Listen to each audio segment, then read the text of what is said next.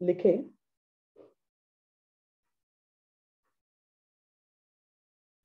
For claim of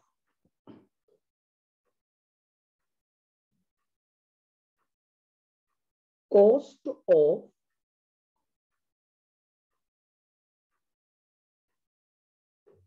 additional working,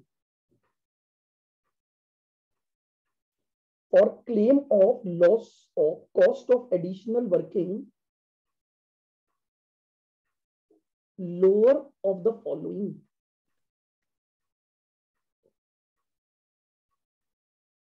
will be considered.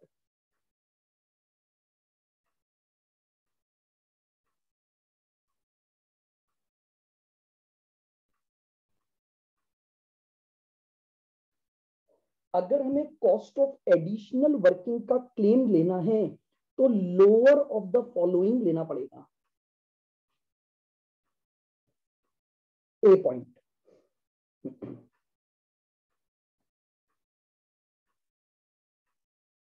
Actual additional expenses. देखो भाई, सीधी सी बात है, जितना मैंने खर्चा किया उससे ज्यादा क्या मैं क्लेम कभी ले सकता हूं? तो मैंने सबसे पहले बात ले ली कि मेरे एक्चुअल एडिशनल एक्सपेंसेस मुझे ये करने पड़े मेरे बिजनेस में आग लगने की वजह से।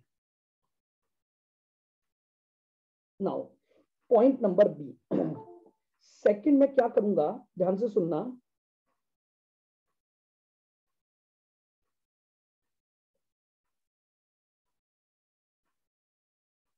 एडिशनल सेल्स ड्यू टू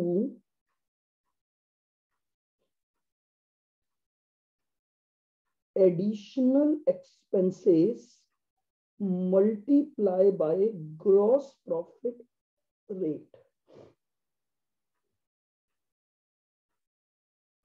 दूसरा अमाउंट में ऐसे निकाल लूंगा, उन एडिशनल खर्चों को करने की वजह से मेरी कितनी सेल हुई, क्योंकि अगर ये खर्चे न करता तो ये सेल नहीं होती, और उस सेल पर मैंने अपना प्रॉफिट निकाल लिया कि भैया अगर मैं ये खर्चे न करता तो मुझे इतने अमाउंट का नुकसान हो जाता। मान लो फॉर एग्जांपल उस खर्चे को करने की वजह से मेरी 20,000 की एक्स्ट्रा सेल हुई, तो 20,000 की सेल का नुकसान हो जाता अगर मैं ये खर्चे न करता, तो मैं उसका प्रॉफिट का क्लेम यहां पर ले रहा हूं कि भाई जो मैंने प्रॉफिट कमाया वो नहीं कमा पाता अगर मैं ये खर्चे न करता, तो मेरे इन खर्चों की वजह से मेरा ये प्रॉफिट बनता है। C point,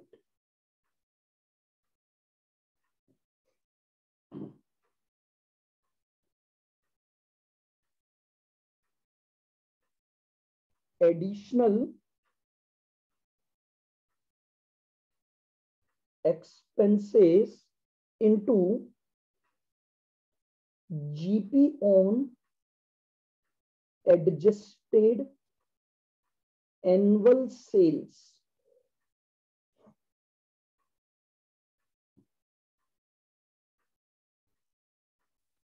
divided by GP on adjusted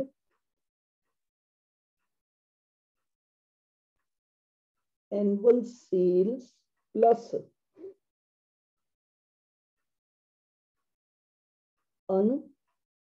uninsured standing charges।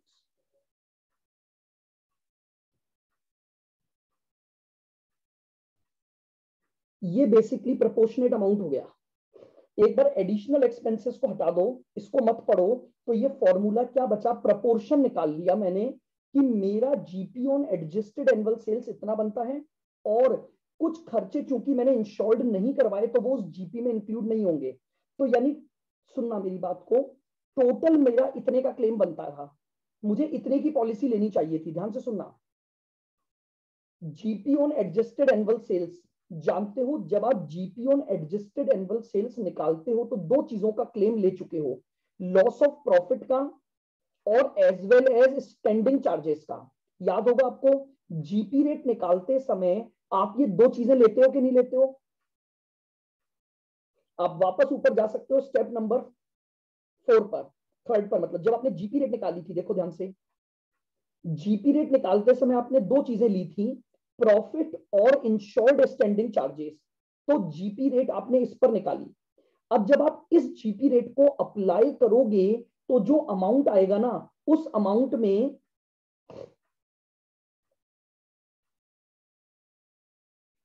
सुनना बहुत ध्यान से मेरी बात को,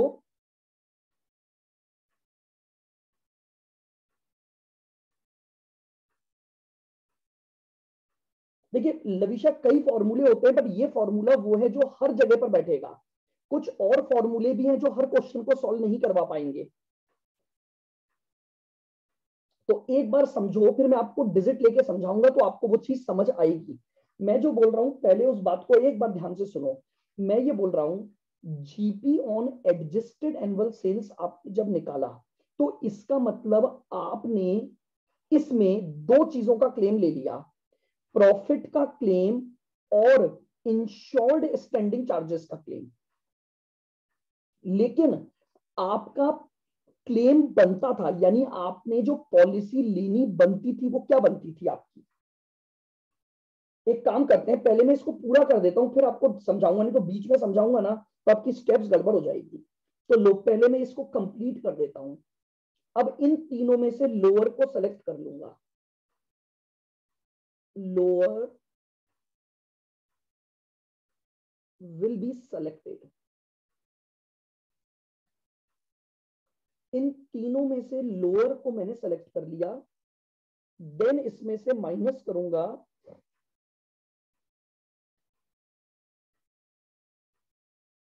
सेविंग इन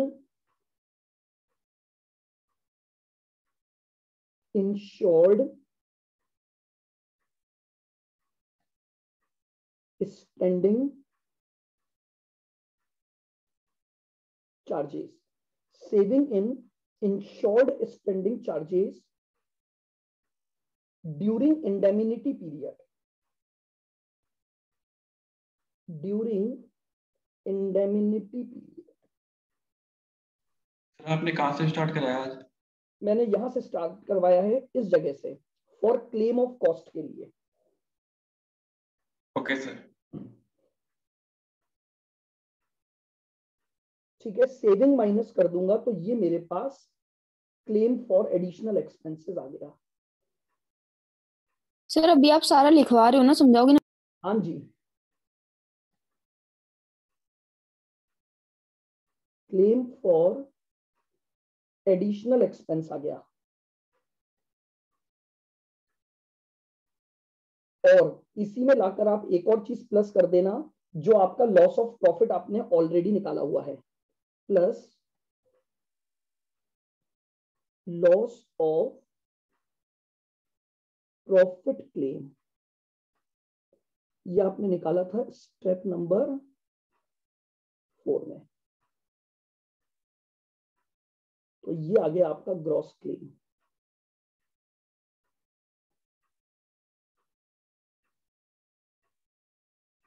ये आपका ग्रॉस क्लेम आ गया। ये आपकी स्टेप नंबर बेसिकली 7 बन जाएगी। अब आप समझ रहे हो, क्लेम के अमाउंट की जगह पहले मुझे स्टेप नंबर 7 में अब ग्रॉस क्लेम निकालना पड़ता,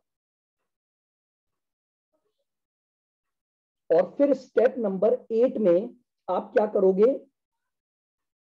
क्लेम अमाउंट निकाल लोगे। तो इसी के आगे आप लिख लीजिए ताकि मेरा एक बार टॉपिक मैं सब पूरा लिखवा दूं। Then step number 8,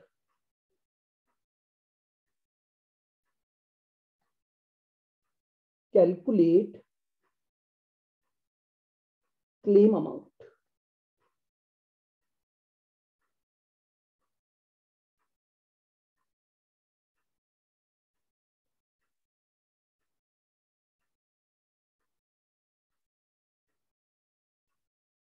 average clause not applicable,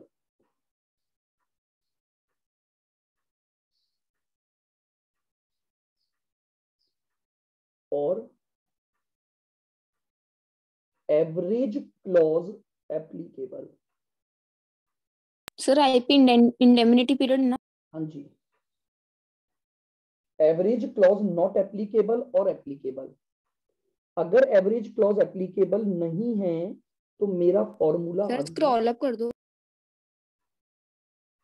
क्या होता है? ये लो, हाँ सर। क्लेम इज इक्वल टू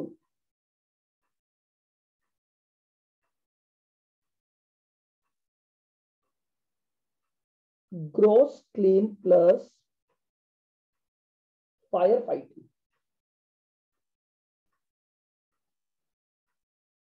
ये मेरा आंसर आ जाएगा।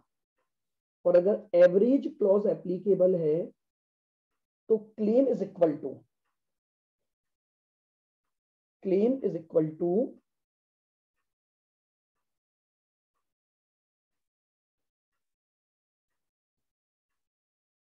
Gross claim plus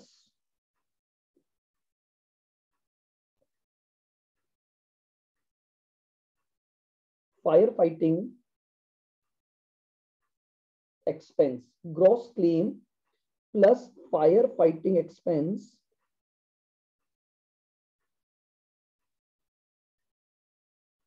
GP on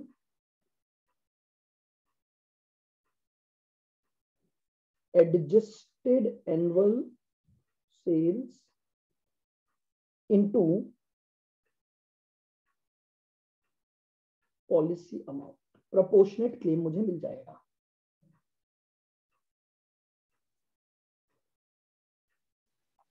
sir है ना, ये जैसे स्टेप 7 कैसे आया है, तो वो एक बार वो भी रिवाइज करवा देना ना। मैं स्टेप 7 ही बताऊंगा, अभी समझाया ही नहीं मैंने स्टेप 7 को तो बिल्कुल। नहीं, तो सर स्टेप लिखने 7 दो। क्यों आया? क्यों आया? हाँ मतलब एक बार रिवाइज करवा दो ना। हाँ बिल्कुल करा देंगे।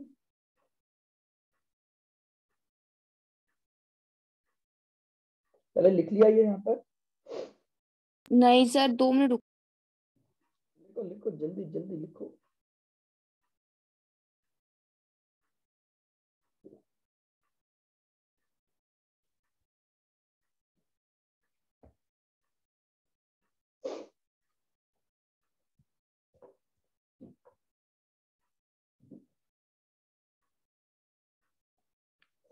लिख लिया? अब है ना, अगर आपने लिख लिया है तो अब आप अपने पेन को कॉपी में डालो और कॉपियों को बंद कर दो। कुछ मत लिखना, क्योंकि अब आपको मैं जो चीज समझा रहा हूं, देखिए ये स्टेप देखो, हालांकि अगर आप स्टेप वाइज जाते हो तो ये 3 बातें आपको करनी पड़ेंगी, लेकिन अब मैं आपको इस स्टेप का पूरा लॉजिक बता रहा हूं, तो आपको पूरी बात अब लिखनी नहीं है, कंसंट्रेशन से मेरी सारी बातों को सुनना है। इसलिए अब आप कुछ नहीं लिखेंगे, कुछ भी काम कर रहे हैं आपका ध्यान इधर उधर है तो सारा स्क्रीन पर आप ले आओगे, क्योंकि ये बातें कुछ बड़ी होने वाली हैं। मैं बहुत धीरे धीरे समझाने का प्रयास करूंगा कि आपको ये पूरा लॉजिक समझ आए। देखो क्या हुआ, ये एक शॉप है,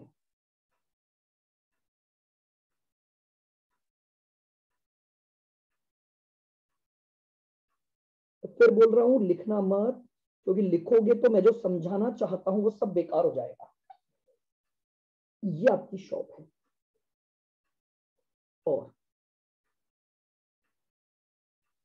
ये आप हो जो इस शॉप को रन करता है, ओनर।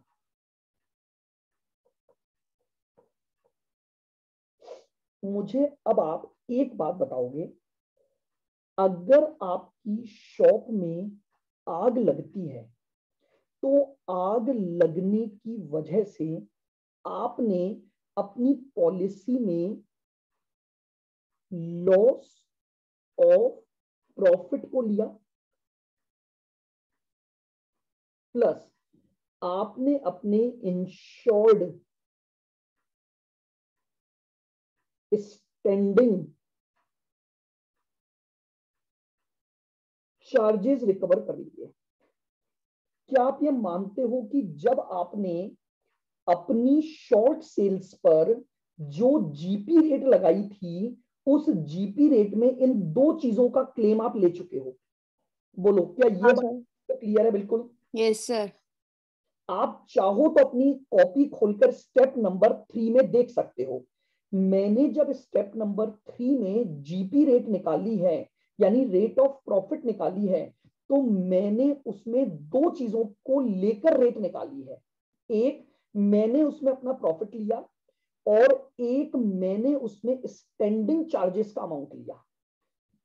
दोनों को लेकर डिवाइड बाय सेल्स किया, इनटू 100 किया, तो एक रेट आई।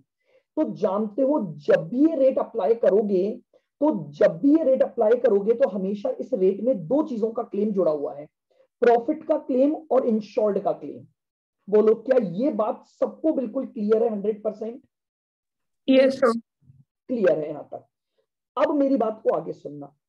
अब क्या हुआ कि जब इस बिजनेस में आग लगी, आग लगने के बाद ओनर ने क्या किया कि यार, इसने सोचा कि अगर मैं अपना बिजनेस 4 महीने बाद चालू करूंगा, तो मेरे जो कस्टमर्स है ना, वो किसी और के पास चले जाएंगे और वहां से माल लेना शुरू कर देंगे। क्या ऐसा होगा कि नहीं होगा? हाँ होगा सर। होगा आपको सर। लगता है आप इतने कोई भी एज अ कस्टमर आप सोच के देखो कि आपको कोई चीज एक दुकान पे नहीं मिली, तो क्या आप ये बोलोगे कि यार दुकानदार भैया 4 महीने बाद में आ जाऊंगा, तो चिंता मत कर। आपको वो चीज आज चाहिए, आप 4 महीने रुकोगे या किसी दूसरे के पास चले जाओगे? दूसरे के पास चल जाए। दूसरे के पास। बोलो यहां तक मानते हो मेरी बात को? तो अब ये Yes. ओनर हाँ सर। क्या करता है, ये ओनर क्या चाह रहा है कि यार मैं ना, मेरी शॉप तो जल गई, मैं क्या करता हूं, एक, जब तक मेरी शॉप दोबारा बनकर तैयार होगी, मैं किराए पर एक दुकान ले लेता हूं। Shop on rent. ये क्यों लिया उसने? दो काम। एक तो जो उसने सैल्वेज गुड्स बचाया था, वो उसको तो बेचेगा ना, हाँ सर। Yes sir. बेचेगा, तो उसको उसने शॉप पर रख दिया। प्लस दूसरी बात, इसने अपने कस्टमर्स के आने पर ये दिखाया कि यार मैं यहां से अपना बिजनेस कर रहा हूं, मैं आपको गुड्स डिलीवर करवा दूंगा, थोड़ा रुक के करवा दूंगा, कैसे करवा दूंगा, लेकिन इसने अपना प्लेस ऑफ बिजनेस चेंज करके एक दुकान किराए पर ले ली। मुझे ये बताओ, क्या ये शॉप का रेंट आपको एडिशनली करना पड़ा? ये शॉप तो आप ही की थी, इसका तो रेंट देना ही नहीं पड़ता था, लेकिन ये आग लगने की वजह से आपको किराए पर एक दुकान लेनी पड़ गई। क्या मैं इसे एडिशनल वर्किंग कॉस्ट बोल सकता हूं? हाँ Yes. सर। ये क्यों करना पड़ा? क्योंकि आपकी दुकान में आग लगी, और यहां पर अभी तक आपने इसकी तो बात ही नहीं की थी। क्यों नहीं की थी आप समझ रहे हो? ये इंश्योर्ड चार्जेस आपके वो थे जो आपकी शॉप में होते थे। आप समझ रहे हो? आपने इसमें अपना प्रॉफिट लिया और अपने बिजनेस के चार्जेस लिए, लेकिन आपको ये काम जो एडिशनली करना पड़ा, इसका आपने अभी तक कोई अमाउंट कहीं नहीं मांगा। इसी को कहा गया additional cost of working. Working करने की एडिशनल कॉस्ट लग रही है, और ये इसलिए लग रही है क्योंकि मेरे बिजनेस में आग लग गई। बताओ यहां तक की कहानी सबको क्लियर है? बिल्कुल, क्योंकि ये बड़े हाँ की सर। कहानी तभी समझ आएगा आपको। यहां तक की कहानी सबको क्लियर? आ जाओ। ओनर ने इंश्योरेंस कंपनी को बोला कि देखो, अगर मेरे बिजनेस में आग लगेगी तो मैं घर नहीं बैठूंगा, मैं घर नहीं बैठूंगा। आग लगेगी तो मुझे पक्का पक्का काम तो करना है। मैं अगर 4 महीने तक घर बैठा तो मेरे कस्टमर टूट जाएंगे। तो ओनर ने इंश्योरेंस कंपनी को बोला कि प्लीज मेरे क्लेम में एक बात और जोड़ो। ये दो बातें तो तुमने जोड़ दी, ओके, एक बात और जोड़ो, claim for additional cost of working. बोलो इस स्टेप का रीजन समझ आया? हाँ सर। Yes sir. ये कुछ होता ही नहीं, आप समझ रहे हो? ये एडिशनल कॉस्ट ऑफ वर्किंग केवल और केवल क्यों हुई? क्योंकि आपके बिजनेस में आग लगी। तो आपको 3 नुकसान हो गए। प्रॉफिट का नुकसान, आपके बिजनेस के फिक्स्ड चार्जेस का नुकसान और एक एडिशनल कॉस्ट ऑफ वर्किंग का नुकसान हुआ कि नहीं हुआ, बताओ। हाँ हुआ। हाँ सर Yes, हुआ। sir. आपने अभी तक 2 ही चीजों का क्लेम पढ़ा स्टेप तक, ये तीसरा क्लेम अब सिखा रहा हूं मैं। बोलो ये चीज किसने पूछी थी, लॉजिक समझ आया क्यों ये स्टेप लगा रहा हूं अब मैं? हाँ हाँ सर। चलो अब ये स्टेप लगेगी कैसे, जरा अपन इस पर बात करते हैं। मुझे एक बात बताना, इंश्योरेंस कंपनी के पास में जा रहा हूं। अब इंश्योरेंस कंपनी क्या क्या बातें चेक करने वाली है। इंश्योरेंस कंपनी पहला पॉइंट ये पूछेगी कि अच्छा तुम्हारा एडिशनल कॉस्ट ऑफ वर्किंग का क्लेम बनेगा। मुझे एक बात बताओ, जब तुमने रेंट ही 20,000 पे किया है तो क्या इससे ज्यादा क्लेम ले सकते हो क्या तुम? नहीं। नहीं। No, तो sir. पहली लिमिट उन्होंने डिसाइड करी, बोले एक्चुअल खर्चे बताओ तुम्हारे कितने हुए हैं। मैं अमाउंट के साथ ले रहा हूं, ये लो एक्चुअल खर्चे कितने हुए हैं तुम्हारे। 20,000। आप ये मानते हो इससे ज्यादा जब आपने खर्चा ही नहीं किया, ये क्लेम है जो एडिशनल कॉस्ट आपने लगाई उसका, ठीक है। तो अब इंश्योरेंस कंपनी बोल रही है कि भैया जब तूने 20,000 से ज्यादा का खर्चा ही नहीं किया तो तुझे उस 20,000 के खर्चे से ज्यादा क्लेम तो हम दे ही नहीं सकते। हाँ मैंने सर। कहा, बिल्कुल सर आप नहीं दे सकते। तो लिमिट में पहला पॉइंट जोड़ा। आओ अब दूसरा पॉइंट सुनना, ये खर्चा मैंने क्यों किया था, अपने बिजनेस को करने के लिए किया था कि नहीं किया था? Yes, sir. हाँ सर। तो बोले तूने सेल्स भी तो की है भैया, तूने ये शॉप खोली, सुनना मेरी बात को बहुत ध्यान से, तूने ये शॉप खोली और शॉप का किराया दिया 20,000, लेकिन क्या तूने इस शॉप में जब वर्किंग की तो माल बेचा कि नहीं बेचा? बेचा। Sir. तो अब तू सोच, अगर तू ये शॉप न खोलता तो ज्यादा से ज्यादा तेरा नुकसान होता इस सेल्स का इनटू जीपी रेशो। क्या तेरा इससे ज्यादा नुकसान हो सकता था क्या, तू शॉप नहीं खोलता तो? तू घर बैठ जा अपने, तू नहीं अगर घर बैठ जाता, सुनना बहुत ध्यान से, मैं फिर कह रहा हूं कंसंट्रेशन इधर उधर मत ले जाना।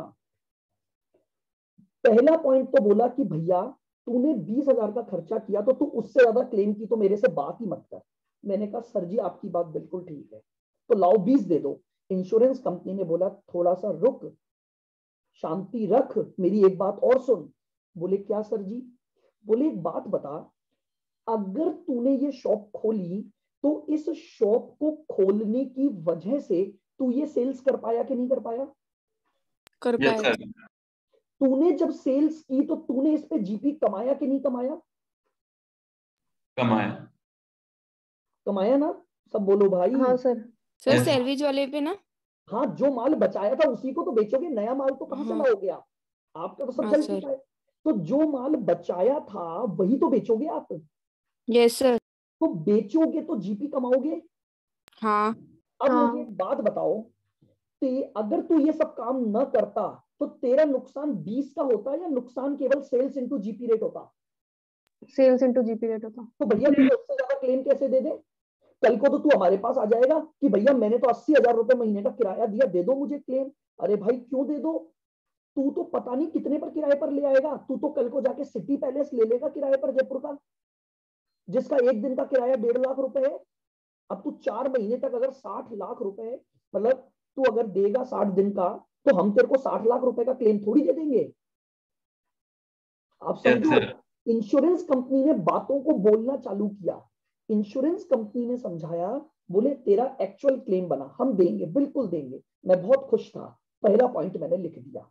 तभी इंश्योरेंस कंपनी ने बोला बेटा तू इधर आ, तू कैसे मांग रहा है भैया पूरा क्लेम, हम पागल हैं क्या? तू सोच, अगर तूने ये सब एक्स्ट्रा काम न किया होता, तूने ये 20,000 खर्च न किए होते, तो मैक्सिमम से मैक्सिमम तेरा एक ही नुकसान होता। क्या नुकसान होता? तू जो सेल्स कर पाया इस एडिशनल खर्चे की वजह से, तू वो नहीं कर पाता। हाँ इसलिए सर। मैंने एक दूसरा फॉर्मूला लिखा, additional sales due to additional expense. यही तो कर पाता ना, और तू इस पर इनटू जीपी कमाता। एक बात बता, तेरे को इससे ज्यादा क्लेम कैसे दे दूं मैं? बोलो, क्या दूसरे पॉइंट का लॉजिक समझ आया? सर एडिशनल एक्सपेंस तो मतलब जो दिया रेंट वही है ना? हाँ, एडिशनल एक्सपेंस जो उसने रेंट पे किया, हाँ ठीक इस है। रेंट को पे करके उसने एक दुकान खोली, हाँ हाँ जहां पर उसने माल बेचा। हाँ सर। अब इंश्योरेंस कंपनी बोल रही है, यार तू एक बात बता, कल को अगर तू सिटी पैलेस किराए पर ले लेगा तो क्या हम तेरे को सिटी पैलेस का किराया दे देंगे क्या? नहीं। भाई तू एक बात बता, तूने जो किराया दिया उसकी वजह से तूने ये कमाया कि नहीं कमाया? Sales into GP. हाँ कमाया सर तो हाँ। अगर तू ये जगह किराए पर नहीं लेता तो इतना ही तो नुकसान होता तेरे को। किराए का हाँ नुकसान सर। मांग रहा है तू हमसे? ऐसा होने हाँ लग, सर। कल को वो बोलेगा मुझे तो ऐसा करो, मुझे तो क्या कर दो, विधानसभा ही दिलवा दो किराए पर, ताकि मैं क्लेम उठा लूं। इंश्योरेंस कंपनी ने बोला, अरे पागल, तुझे इससे ज्यादा कैसे दे देंगे? तो दूसरा पॉइंट जोड़ दिया गया। यही लिखा है अपन ने, दूसरा पॉइंट देखो ऊपर, additional sales due to additional expense into GP rate. बोले तेरे को इससे ज्यादा क्लेम नहीं दे सकते हम। आई बात समझ में? हाँ सर। Yes sir. आ जाओ और आगे बढ़ते हैं। अब सुनना फिर मेरी बात को सुनना। इंश्योरेंस कंपनी को मैंने कहा चलो भैया अब इन दोनों में से लोअर दे दो, अब तुमसे क्या झगड़ा करूं। इंश्योरेंस कंपनी बोली, अरे बावले रुक, कैसे दे दे अभी भी तुझे पूरा? अभी हमें चेक तो करने दे, कहीं तू अंडर इंश्योर्ड तो नहीं था।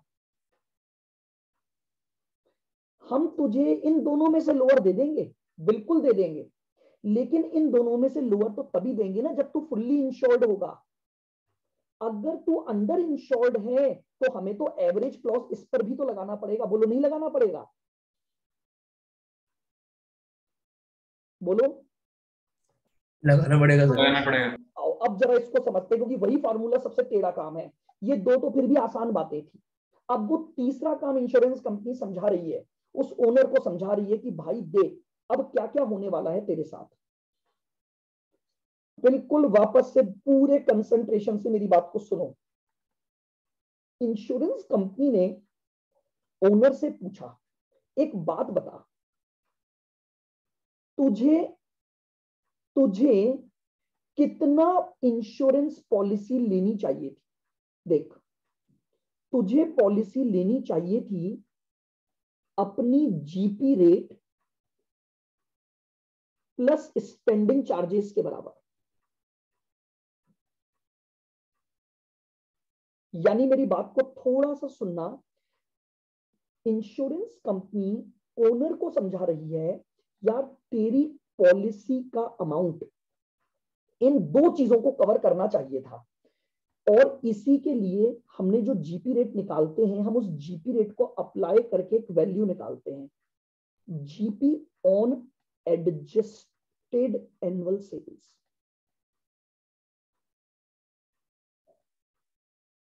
बोलो निकालते हो कि नहीं निकालते हो? हाँ सर। साल भर का तेरा इतना अमाउंट का क्लेम बनना था, इतने की तुझे पॉलिसी लेनी चाहिए थी। लेकिन अब तूने क्या किया, तूने इस स्टैंडिंग चार्जेस में से केवल कुछ ही स्टैंडिंग चार्जेस का क्लेम लिया है। तूने अपने सारे स्टैंडिंग चार्जेस, सुनना, तूने अपने सारे स्टैंडिंग चार्जेस की पॉलिसी नहीं ली। तो इसका मतलब क्या हुआ, तेरे कुछ स्टैंडिंग चार्जेस अनइंश्योर्ड हो गए कि नहीं हो गए? हो गए सर। हाँ सुनना, हो गए सर। क्या तेरे कुछ चार्जेस अनइंश्योर्ड रह गए? हो गए सर। मैं आपको इसको ऐसे हाँ सर। थोड़ा सा और एक्सप्लेन करता हूं। मैं मेरे बिजनेस के स्टैंडिंग चार्जेस थे 40,000, टोटल 40 थे, क्लियर? मेरा नेट प्रॉफिट जो था वो 1,00,000 था। बताओ मेरी जीपी रेट मुझे क्या लेनी चाहिए थी? 1,40,000 40 से डिवाइडेड बाय, एक बार मान लेते हैं कि मेरी जो सेल्स थी ना 4,20,000 थी, इंटू 100। 140 डिवाइडेड बाय 420 33.33 आ गए थे।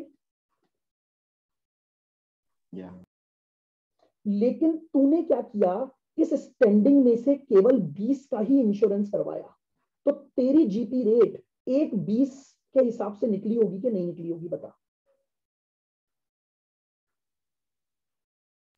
Yes sir. आप फॉर्मूला देख सकते हो, मैंने जीपी रेट में इंश्योर्ड स्टैंडिंग चार्जेस लिए हैं। जाओ जल्दी से ऊपर और चेक करो, यानी मेरी रेट कितनी आ गई, 28.5% आ गई। बताओ क्लियर बिल्कुल? हाँ सर। अब मुझे एक बात बताओ, मेरी पॉलिसी में मैं अंडर इंश्योर्ड हो गया या नहीं हो गया बताओ? हाँ सर। हो गया ना मैं अंडर इंश्योर्ड? आप समझ रहे हो, अगर मैं अपने पूरे स्टैंडिंग चार्जेस का क्लेम शामिल करता तो इंश्योरेंस कंपनी बोलती तेरे एडिशनल खर्चों पे अब हम प्रोपोर्शनेट नहीं करेंगे क्योंकि तू ऑलरेडी फुल्ली इंश्योर्ड बंदा है। लेकिन भाई तू तो फुल्ली इंश्योर्ड रखता ही नहीं है अपने आप को, तू अपने आप को अंडर इंश्योर्ड रखता है, तो तेरे इस क्लेम का भी तो प्रोपोर्शनेट ही देंगे तुझे। मुझे एक बात बताओ, आपको मैं अब जो बोल रहा हूं वो लाइन ध्यान से सुनना। आपने 140 के बजाय 120 का इंश्योरेंस करवाया, तो क्या आपने अंडर इंश्योरेंस करवाया कि नहीं करवाया?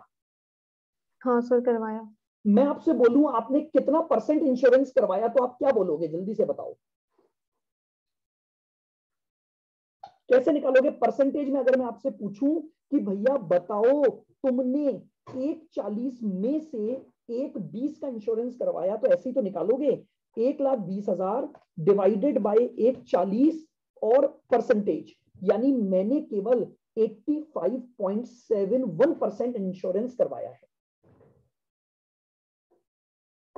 आराम से चलो, मुझे कोई दिक्कत नहीं है। आपको ये समझ आ गया तो देखो मैं आपको फिर बताता हूं, कोई भी बुक, कोई भी चीज आपको कभी इस फॉर्मूले का एक्सप्लेनेशन नहीं देती है। हर किताब में हर जगह पर रटा दिया जाता है कि भैया ये 3 पॉइंट निकालो और इन 3 पॉइंट में से लोअर को क्लेम ले लो, ऐसा लिखा हुआ है।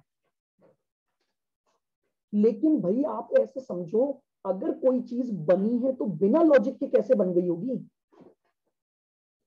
तो मैं आपको तीनों पॉइंट में लॉजिक दे रहा हूं, इसलिए इंश्योरेंस कंपनी बोलती है तुम्हें इसका क्लेम इन तीनों में से लोअर का ही मिल सकता है।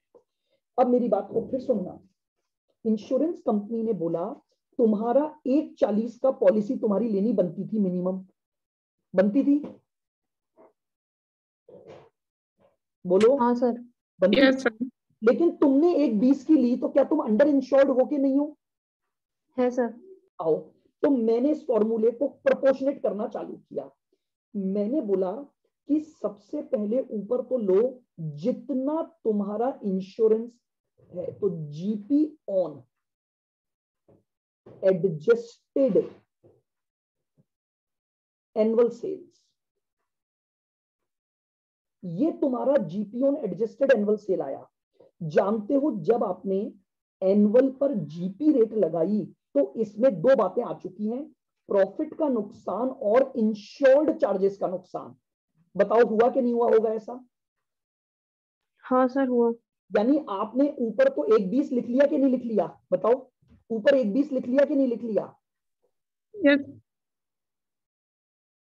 नहीं समझ में आया तो बोलो, मैं फिर बताऊं, मेरी बात फिर सुनना। नहीं आया सर। हाँ, मुझे एक बात बताओ, जीपी रेट निकालते समय आप किन 2 बातों को लेकर जीपी रेट निकालते हो? Sir sales. नहीं, वापस जाओ स्टेप नंबर 3 में। जीपी रेट निकालते समय आप किन 2 बातों को लेकर जीपी रेट निकाल रहे हो? सेल्स कहीं नहीं लेते आप ऊपर, फॉर्मूले के न्यूमरेटर पार्ट की बात कर रहा हूं। क्या क्या लिया उसमें? Net profit plus insured standing. Insured standing charges. Net profit plus insured लिया कि नहीं लिया? Yes sir. तो बताओ, यहां पर नेट प्रॉफिट 1 लाख है और इंश्योर्ड 20 है, तो इसका मतलब मैंने 1:20 ऊपर लिख दिया कि नहीं लिख दिया? हाँ सर। तो GP on adjusted annual sales जब मैंने लिखा तो मैंने 2 बातें लिखी, मैंने एक तो नेट प्रॉफिट लिखा और एक इंश्योर्ड लिखा। बोलो एग्री? Yes sir. जबकि मेरा टोटल इंश्योरेंस कितने का बनना चाहिए था? 140।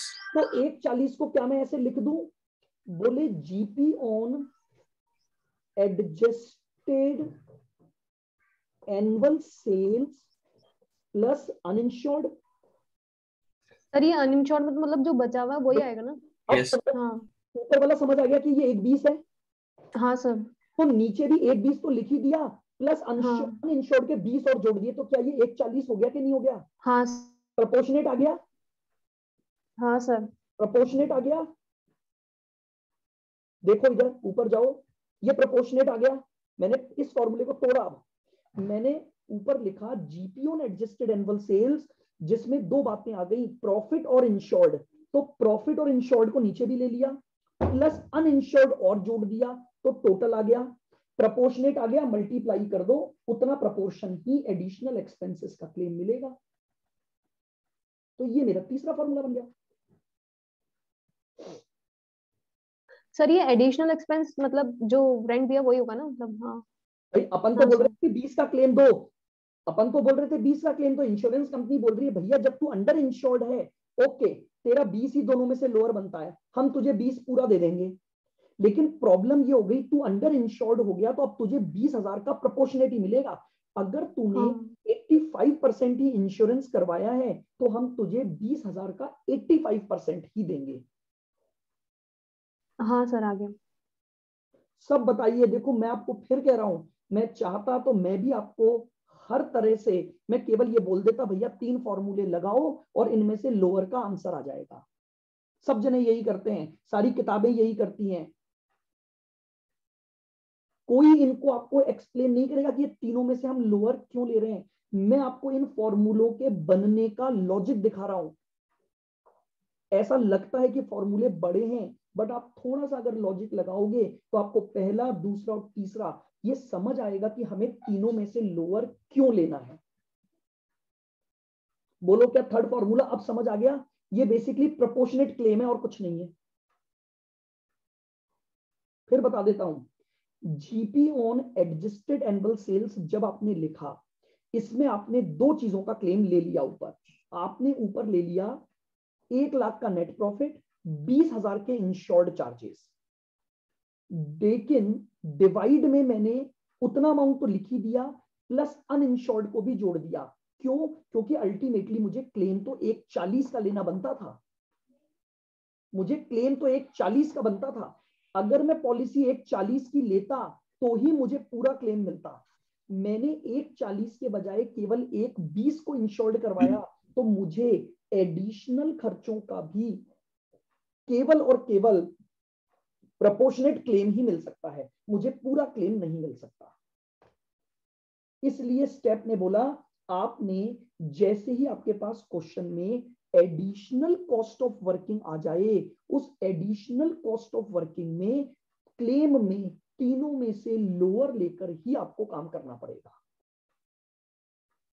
अब मुझे बताइए, क्या आपको तीनों फॉर्मूले समझ आ गए इस क्लेम के? इंश्योरेंस कंपनी बोलती है तूने जितना खर्चा किया उससे ज्यादा तुझे दे नहीं सकते। फिर दूसरी बार इंश्योरेंस कंपनी बोल रही है तू खर्चा कितना ही कर ले, तेरे नुकसान से ज्यादा तुझे कैसा दे देंगे। तो मैंने ए और बी में से लोअर लिया बेसिकली, तो मैंने वैसे तो बेसिकली ए और बी में से लोअर लिया, लेकिन एक और पॉइंट था। बोले अगर तू एक्चुअल खर्चों का क्लेम मान रहा है, तू अगर एक्चुअल खर्चे का क्लेम मान रहा है तो पहले ये तो देख तू फुल्ली इंश्योर्ड है या तू अंडर इंश्योर्ड है। अगर तू फुल्ली इंश्योर्ड है तो मुझे कोई दिक्कत नहीं है, मैं तुझे पूरा क्लेम दे दूंगा। लेकिन अगर तू फुल्ली इंश्योर्ड नहीं है तो मैं तेरे एडिशनल एक्सपेंसेस के क्लेम को प्रोपोर्शनेट कर दूंगा, मैं तुझे पूरा क्लेम नहीं दूंगा। बोलो क्या ये पॉइंट आया समझ में अब? हाँ सर। Yes sir. तो आज वापस से आप देखना, मैंने जो बातें समझाई थोड़ा इन पर वापस से मनन और चिंतन करना। यही है बस सबसे टेढ़ी स्टेप, और कोई सी नहीं है। 6 स्टेप तक तो आप 3 क्वेश्चन करोगे आपको याद हो जाएगा। हालांकि अब अगर आप लॉजिक से चलोगे तो आपको 7th स्टेप भी याद है। तो फॉर्मूले रटने नहीं है, आप समझो एक डायग्राम पर रखकर कि यार भैया तू मैक्सिमम से मैक्सिमम कितना मुझसे क्लेम ले सकता है। तो बोले ये दोनों क्लेम तो तूने स्टेप नंबर 4 में निकाल लिए, तेने जब स्टेप 4 की तो ये दोनों क्लेम तो निकाल लिए, अब तू इसमें स्टेप नंबर 7 का क्लेम भी जोड़ देगा और यही तेरा बनेगा ग्रॉस क्लेम।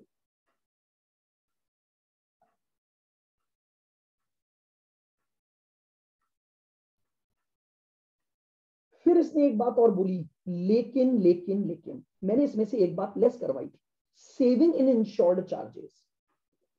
समझना, मैंने अपने इंश्योर्ड चार्जेस को क्या करवा रखा है, इंश्योर्ड है, मतलब मैंने अपने स्टैंडिंग चार्जेस को इंश्योर्ड करवा रखा है।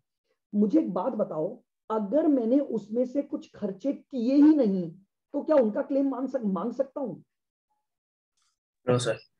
आप समझना मेरा कहने का मतलब क्या था, मैं जब पॉलिसी लेने गया तो मैं मानता था कि मेरे 40,000 के खर्चे होंगे ही होंगे, लेकिन जब मैंने एक्चुअल में पाया कि आग लगने के दौरान मैंने 40 के तो खर्चे ही नहीं किए, मैंने कुछ खर्चे बचा लिए, मैंने उसमें से 5,000 के खर्चे बचा लिए, तो भैया जो खर्चे ही नहीं किए उसका क्लेम कैसे मांगोगे?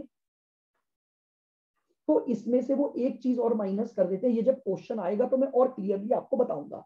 Saving in insured charges minus हो जाता है क्योंकि उसका क्लेम आपको नहीं मिल सकता, जो खर्चा ही नहीं किया उसका क्लेम। आपने सोचा था कि भैया मेरा इतना पैसा खर्च होगा, लेकिन मैंने उसमें से किसी भी वजह से कुछ पैसा बचा लिया। अब क्यों बचाया? हो सकता है मैंने सामने वाले से कुछ रिक्वेस्ट की हो कि यार नहीं, मैं तुझे अभी तक इतनी सैलरी देता था, अब थोड़े से समय तू कम ले ले यार, क्योंकि मेरे पास समस्या हो रही है, प्रॉफिट ही नहीं है, तुझे सैलरी कहां से दूंगा। परमानेंट स्टाफ से रिक्वेस्ट की, वो मान गया, सेविंग हो गई। सेविंग हो गई तो इंश्योरेंस कंपनी बोलेगी भाई तू तो क्लेम पूरा मांग रहा है, तूने खर्चा तो किया ही नहीं, कैसे दे दें? तो उस सेविंग को मैं लेस करूंगा, लेकिन वो मेरे लिए नहीं, वो तो मुझे गिवन होता है। सेविंग का पॉइंट गिवन होगा तो करूंगा। मुझे तो मेन बात है इन 3 अमाउंट को निकालना और इन 3 में से लोअर को सेलेक्ट करना, बस यही मेरा एडिशनल कॉस्ट ऑफ वर्किंग का क्लेम बनता है।